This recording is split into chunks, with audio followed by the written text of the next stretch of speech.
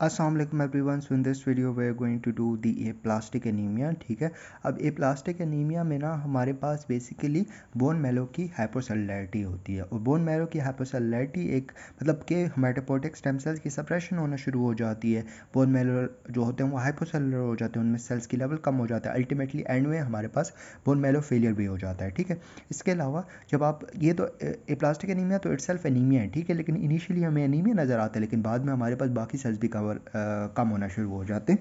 ठीक है, तो हमारे पास पैनसाइटोपिनिया में नज़र आता है। ठीक है, अच्छा जी, फिर इसके बाद हम लोग आते हैं इसके कॉजेज़ पे। ठीक है, अब कॉजेज़ की अगर हम बात करें ना, तो एक तो इडियोपैथिक कॉजेज़ होती है जिसमें प्राइमरी बेसिकली हम उसको कहते हैं। ठीक है, जिसका कॉज हमें अननोन होती है। ठीक है, मतलब बेसिकली हमारे पास कोई ऑटोइम्यून कॉज होगी, बॉडी में एंटीबॉडीज़ बनी होंगी, उसकी वजह से हमारे पास जो है वो आरबीसीज़ की डिस्ट्रक्शन हुई होंगी, जो हेमेटोपोइएटिक स्टेम सेल्स हैं उनका लेवल कम हो गया होगा। ठीक है, फिर इसके बाद हम लोग आते हैं सेकेंडरी कॉजेज़ पे। ठीक है, अब इसमें हमारे पास डिफरेंट ड्रग्स हो सकती हैं, जैसे कि मैं ऑलरेडी आपको बता चुका हूँ, सल्फोनामाइड्स हो गया, इसके अलावा क्लोरामफेनिकोल, पेनिसिलिन, देखो सबसे पहले क्लोरामफेनिकोल है, ठीक है, सल्फोनामाइड है, पेनिसिलिन है। ठीक है, ये 3 एंटीबायोटिक्स हो गई। फिर हमारे पास है ये जो वो होती हैं थायराइड की ड्रग्स जो हो गई हैं। ठीक है, सही है, एंटी थायराइड ड्रग्स जो इसमें हमारे पास कार्बामेज़ोल हो गई और प्रोपाइलथायोरेसिल हो गई। ठीक है, फिर हमारे पास एक जो है वो एंटी कन्वर्जेंट है, ठीक है, एक एंटी एपिलेप्टिक है और एक एज़ाथायोप्रिन वगैरह हो गई। ठीक है, फिर इसके बाद हम लोग आते हैं केमिकल्स पे। इंसेक्टिसाइड्स हो गई, बेंजीन्स वगैरह हो गई, वायरल हेपेटाइटिस हो गया, प्रेगनेंसी हो गई, इसके अलावा कीमोरेडियो हो गया और पैरोक्सिस्मल नोक्टर्नल हेमोग्लोबिनूरिया। ठीक है, तो क्या है, इडियोपैथिक है। फिर सेकेंडरी में ड्रग्स हैं, केमिकल्स हैं, वायरल हेपेटाइटिस है, प्रेगनेंसी है और हमारे पास रेडियोथेरेपी और कीमोथेरेपी है। ठीक है, अब आते हैं इसके क्लिनिकल फीचर्स पे। ठीक है, इनिशियली तो हमारे पास एनीमिया वाले फीचर्स आएंगे, लेसिट्यूड, वीकनेस, फटीग वगैरह, डिस्मिया वगैरह। ठीक है, लेकिन बाद में हमारे पास क्योंकि प्लेटलेट का लेवल भी कम हो जाता है तो पेशेंट में ब्लीडिंग ज़्यादा होना शुरू हो जाती है। इसके मतलब ब्लीडिंग में यही होगा, एकाइमोसिस होंगी, ब्रूजेस होंगी, पट्टी क्या होगा, परपरा वगैरह होगा। ठीक है, फिर इसके बाद हमारे पास इन्फेक्शन का लेवल जो होगा वो ज़्यादा हो जाएगा क्योंकि हमारे पास WBC का लेवल कम है। इसके अलावा इन्वेस्टिगेशंस पे जब हम देखेंगे तो हमारे पास पैनसाइटोपिनिया मिलेगा, रेटिकुलोसाइट काउंट का लेवल ज़्यादा नज़र आएगा।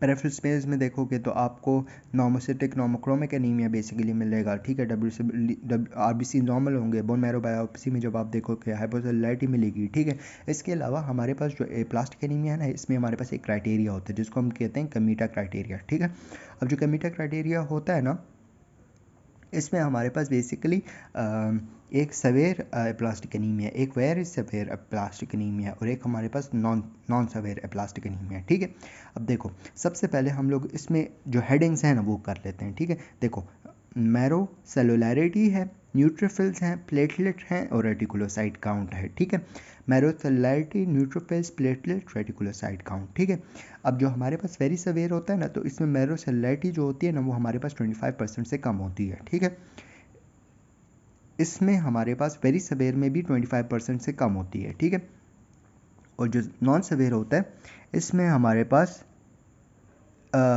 ये ऐसे करते हैं, पहले इस सीक्वेंस में जाते हैं। ठीक है, देखो सवेयर है, मैरो सेलुलैरिटी 25% से कम है, न्यूट्रोफिल काउंट जो है वो 0.5 10⁻⁹ सेल्स पर माइक्रोलीटर सेल्स पर लीटर है। ठीक है, लेस देन 0.5 10⁻⁹ सेल्स पर लीटर से कम है। ठीक है, प्लेटलेट का लेवल जो है वो 20 10⁻⁹ पर लीटर से कम है।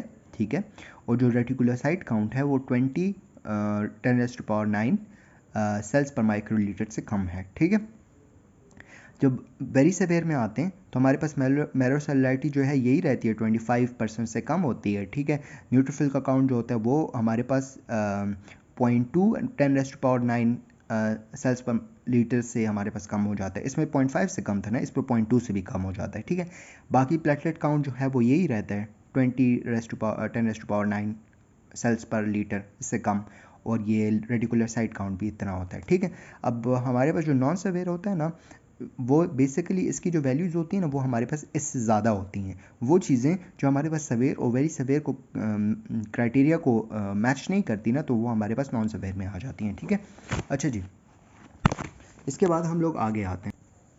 अच्छा जी, अब हम आते हैं इसकी ट्रीटमेंट पे ना। ट्रीटमेंट में हमारे पास दो ट्रीटमेंट है। एक तो ये वो ट्रीटमेंट होती है जो पूरी क्योर है, ठीक है। तो पूरी क्योर जो इसमें होती है हमारे पास रेडिकल ट्रीटमेंट। रेडिकल ट्रीटमेंट में हमारे पास ये है कि हम allogeneic haematopoietic stem cell transplantation कर लें, ठीक है। लेकिन वो पॉसिबल नहीं होता ऑब्वियसली, हमारे पास जो है वो इतनी एक तो इसमें पैसे भी ज़्यादा लगते हैं, ठीक है, और दूसरी रिक्वायरमेंट वगैरह भी है, ठीक है। और टेक्निक्स वगैरह हमारी पाकिस्तान में और बहुत सारी कंट्रीज़ में नहीं है, ठीक है। फिर इसके बाद हम आते हैं पेलिएटिव ट्रीटमेंट, जिसमें बेसिकली आपके जो फीचर्स हैं उन्हीं को आपने ठीक करना है, ठीक है। देखो सबसे पहले आपका आरबीसी प्लेटलेट डब्ल्यूबीसी, देखो आरबीसी कम है प्लेटलेट कम है तो आपने वही आरबीसी चढ़ा दिया, प्लेटलेट चढ़ा दिया, ठीक है। आपका जो है वो है डब्ल्यूबीसी कम है, इन्फेक्शन ज़्यादा हो रहा है तो आपने एंटीबायोटिक्स दे देनी है, आपने वैक्सीन दे देनी है, ठीक है।